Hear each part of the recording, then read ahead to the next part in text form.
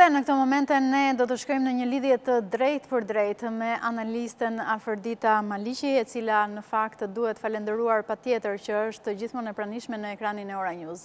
Ju përshëndes. Faleminderit edhe ju, Elile.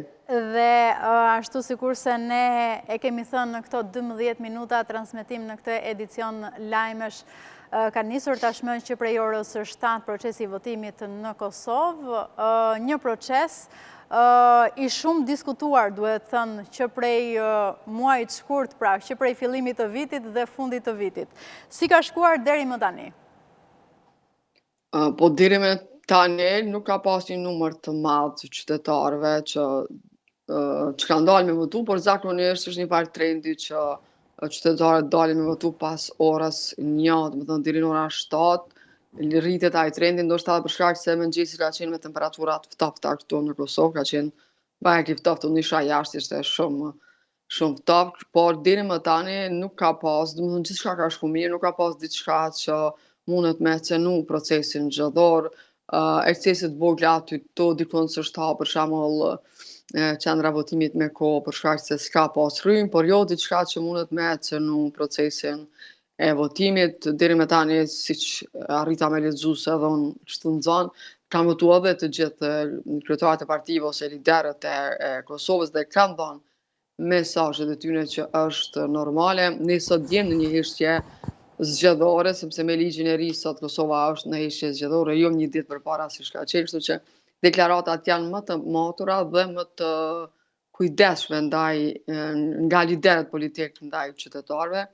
Megjithatë, ajo, siç e the ti, ne kemi përfunduar një parë zgjedhje të jashtëzakonshme me 9 shkurt dhe pothuajse mas 2-3 muajve është se po dojmë shku në zgjedhje të jashtëzakonshme, pavarësisht se një pjesë nuk i ka pëlqyer ose nuk i ka konvenu e më shumë qytetarëve, sepse realisht ka qenë një vit i humbur ky vit për shkak se s'kemi pas institucione, s'ka pas vendime që kanë kalu përmes kuvendit të Kosovës, kemi pas një qeveri në detyrë, cila herë ka kalu rolin të deputetëve, herë të qeverisë në detyrë. Realisht ne si Kosovë kemi humbur ngërçi institucional, na ka fut në një regres për shkak të sjelljeve të partive politike, që duna me qenë e kujdesshme qa flas për shkak se jemi në heshtje zgjedhore. E ashtu sikur se ju e thatë që kanë votuar deri në këto momente kryetarët e partive, nisur nga Albin Kurti, Bedri Hamza, Ramush Haradinaj dhe Lumira Abdigjiku. Në këto momente neve kemi edhe presidenten e Kosovës, Vjosa Osmani, e cila po ushtron të drejtën e votës së saj, ashtu sikur se duket edhe në këto pamje.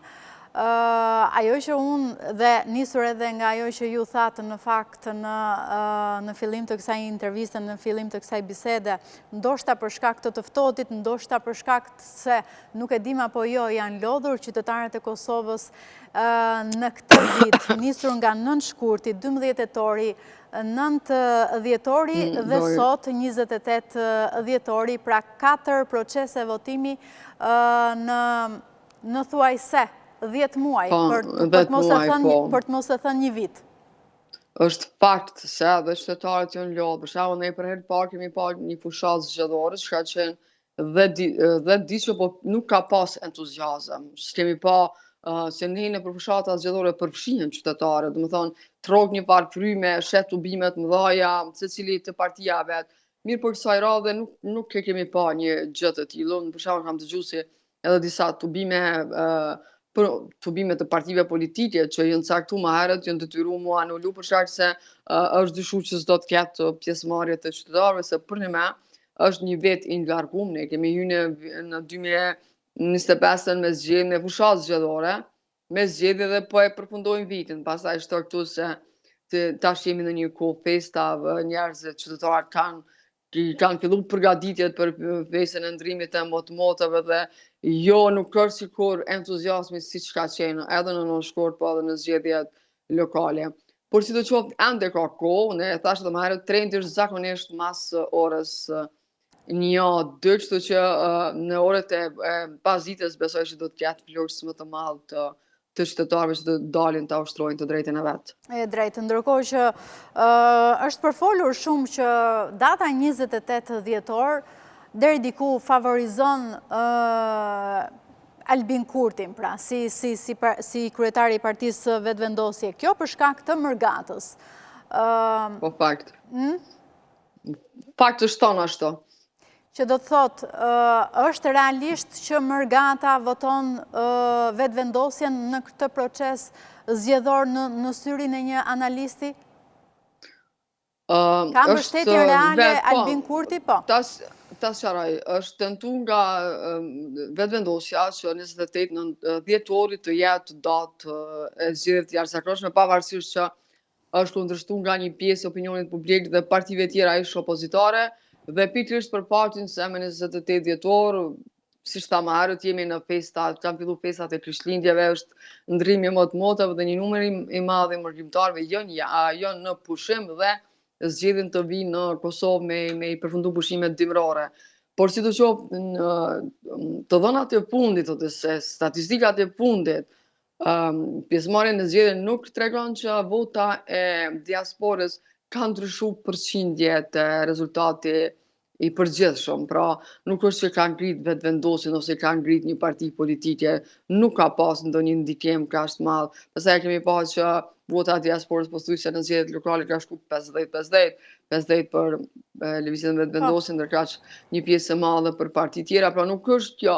Unë mendoj që më shumë është ky manipulimi i vetëvendosjes për opinionin publik në pra fryma thonë juve që vetëvendosja po përpiqet të krijojë. Po përpiqet të krijojë që ja mërgjimtarët po votojnë, për shembull ne kemi pa me tupana para aeroportit të Kosovës, para autobusave, kanë përdorur inteligjencën artificiale me kriju opinionin publik që diaspora do votoj për ta.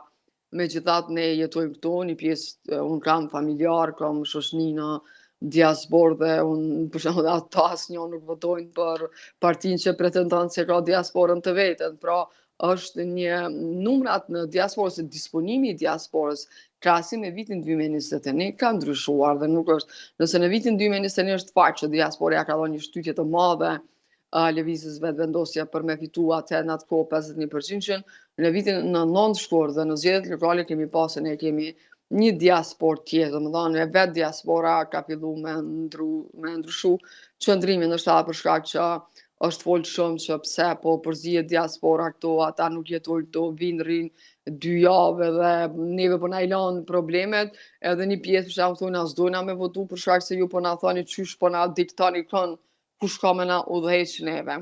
Po pavarësisht këtij tyne, unë mendoj që përveç marketingut politik dhe krijimit të një opinioni të frymës si ka me shku qytetarët, në realitet nuk është që ekziston ajo çfarë po tenton partia e parë. Unë në fakt dua të ndalem me ju edhe tek ajo se çfarë pritet të vendosin qytetarët shqiptar për formimin e Kuvendit të Kosovës, por gjithsesi dua që të ndjekim së bashku edhe pak fjalën e presidentes Osmani, nëse më mirë kuptoni në këtë proces që ajo ka ushtruar të drejtën e votës në fakt dhe bëhet gati për të dhënë edhe mesazhin e saj për të gjithë qytetarët.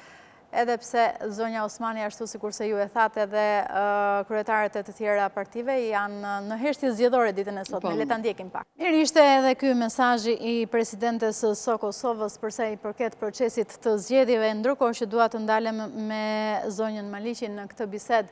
Tek ajo se çfarë ndoshta do të vendosin qytetarët e Kosovës, janë 2 milion qytetarë të cilët janë thirrur në fakt ashtu sikurse e tham në fillim të këtij edicioni që të drejtohen kutive të votimit përveç Mërgatës pra. 2 milion janë qytetarë në Kosovë dhe pjesa tjetër që është Mërgata është e palogaritur në këto 2 milion. Po se ata janë regjistru, po. Janë regjistru jashtë. Janë regjistru jashtë. Është folur për një koalicion, ose ka patur zëra për koalicion, mes vetëvendosjes nëse nuk arrin të krijoj e vetme qeverin. Po ashtu është hedhur poshtë zëri i koalicionit, po nga vetëvendosja, duke thënë se do t'i fitoj këto zgjedhje dhe do të arrijë që të formojë qeverinë e vetme. Një gjë të tillë nuk e arriti ta siguronte në fakt në zgjedhjet e 9 shkurtit. Si e shikoni këtë lloj procesi ditën e sotme? E shikoni si një balotazh ashtu sikurse procesi i 9 shkurtit, apo ky proces zgjedhor do të zgjedh edhe një parti në mos vetëvendosja një parti tjetër, sikurse është PDK-ja dhe LDK-ja dhe Aleanca për Ardhmërinë e Kosovës.